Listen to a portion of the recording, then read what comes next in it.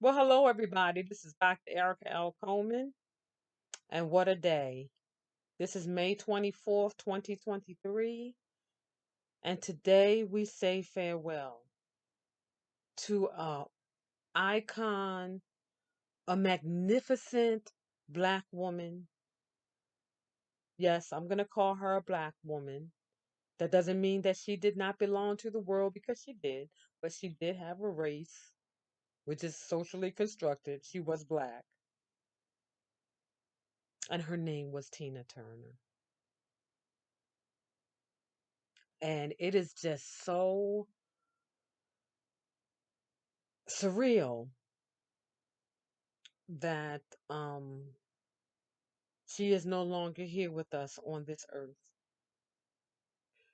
Interestingly, today when I found out that she had transitioned, it was literally moments after I had uh, finished chanting Nam Myoho Renge Kyo, Nam Myoho Renge Kyo, the chant that she made famous, the Buddhist chant that she made famous, or that was made famous in the movie. What's her movie? What's Love Got to Do with It? That starred Angela Bassett, and also Herbie Hancock was also responsible um, for popularizing that, you know, within the Black community.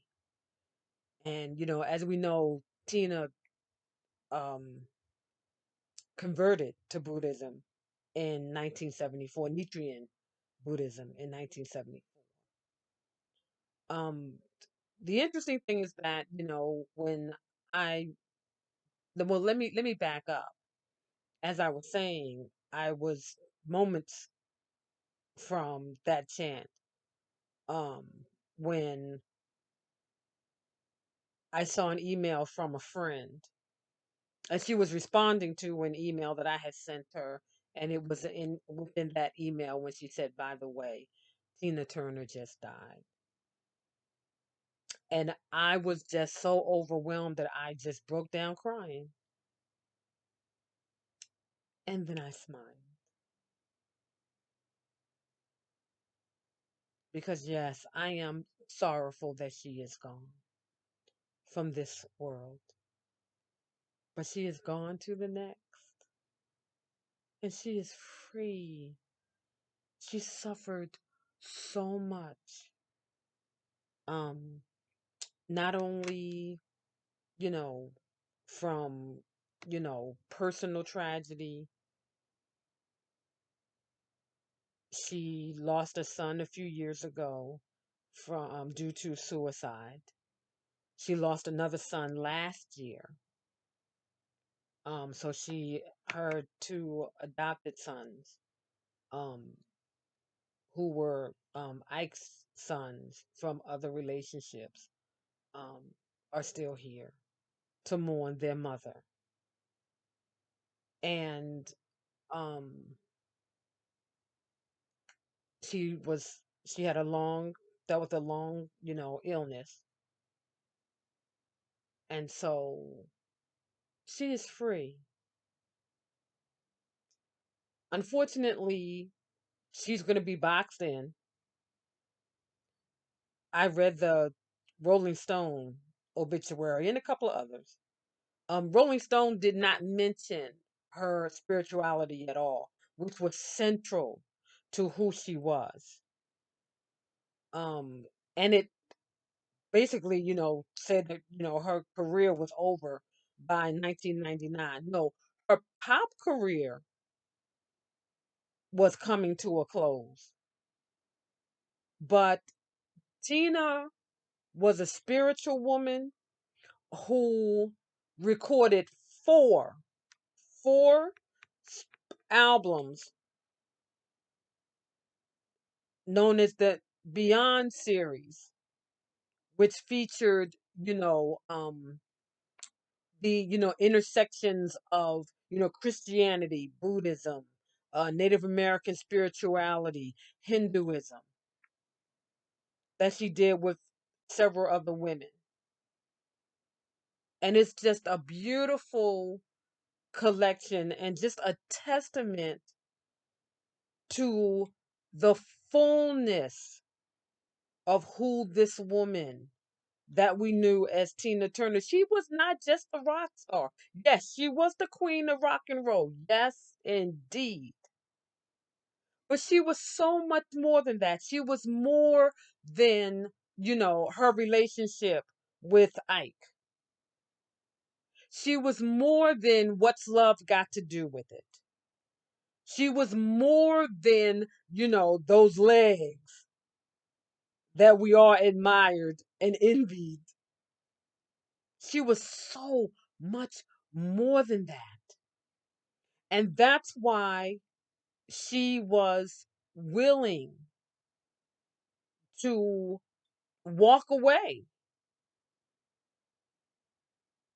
from the rock and roll. So she knew when she was done. And she said it. She said it. And she was like, "No, I don't want the limelight anymore. I don't want to tour endlessly." Now she did do her 50th anniversary tour. I mean, this woman, had been working, like this since she was 17 years old, for heaven's sakes.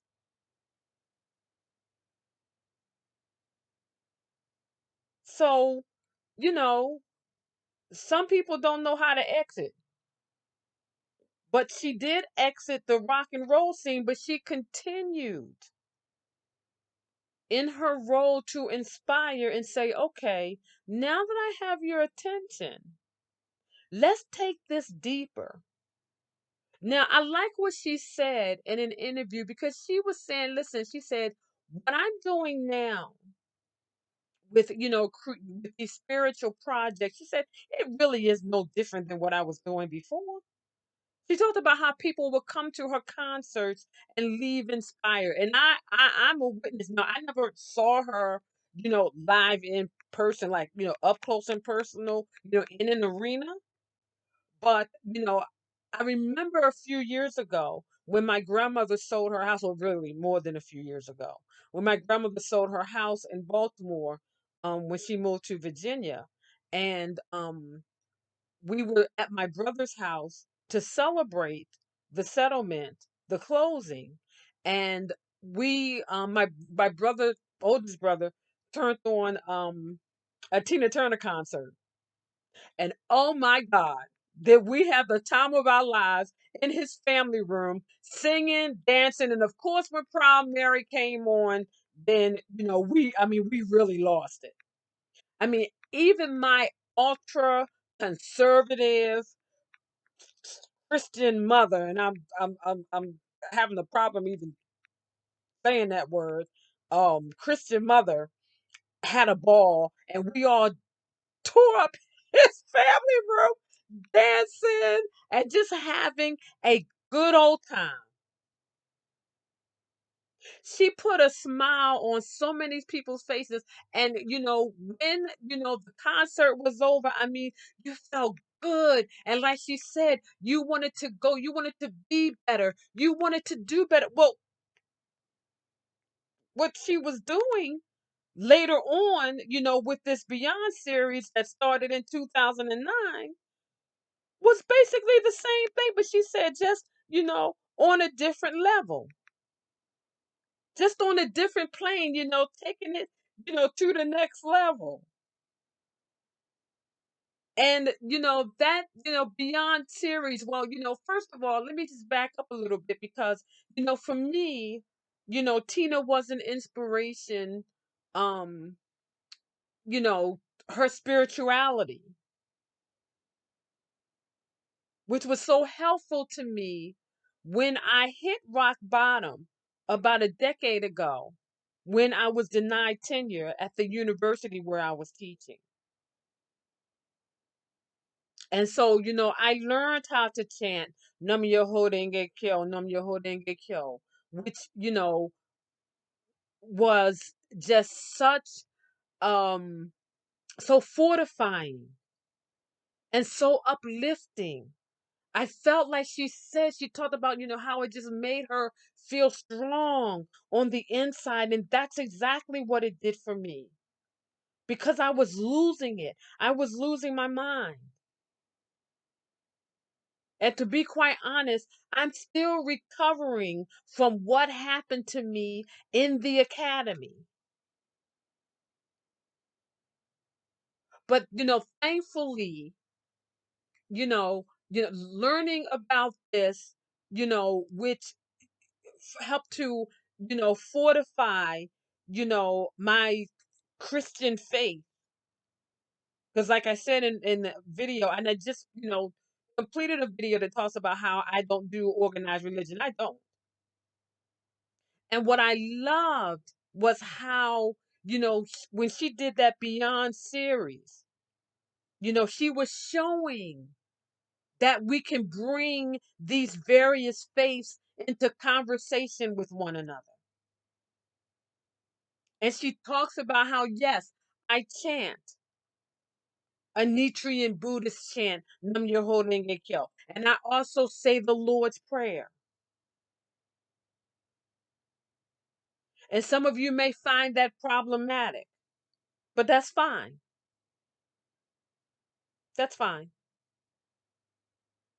But for me, it was, is nourishing, spiritually nourishing, keeps me grounded, keeps me focused. And to be honest, I had not really been chanting the, the way that I, feel that I should be, not practicing as consistently. And so, I just decided, recently, you know what? I need to get back to this. So, that's what I was doing, today. And then, soon after I read my friend's email and she says, "Oh, by the way, Tina just died." Wow. But Tina's not dead. Tina has transitioned, but her life and her music and her spirituality will be inspiring us for generations. She gave so much of herself. And she said, at one point she was like, you know what? No, I'm not doing the rock and roll thing anymore. I don't want to be in the limelight. Well, she been left the United States. She told Larry King, she said, I'm more popular in Europe than I am here in the United States. But then, she married, I think her husband is German, and, lived and died in Switzerland, became a Swiss citizen, which meant that she had to renounce her citizenship um, in the United States. She could not be a dual citizen. So she was no longer a U.S. citizen, and yet she was a citizen of the world.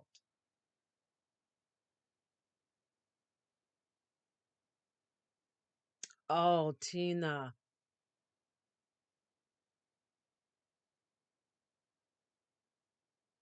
you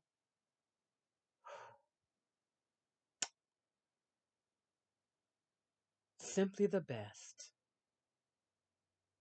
Simply the best. Thank you. Thank you so much for giving us so much, for making us happy. So many times when you were not happy yourself, but you poured out, and you left us much. And we are so grateful. We are so grateful. Rest in power, my sister.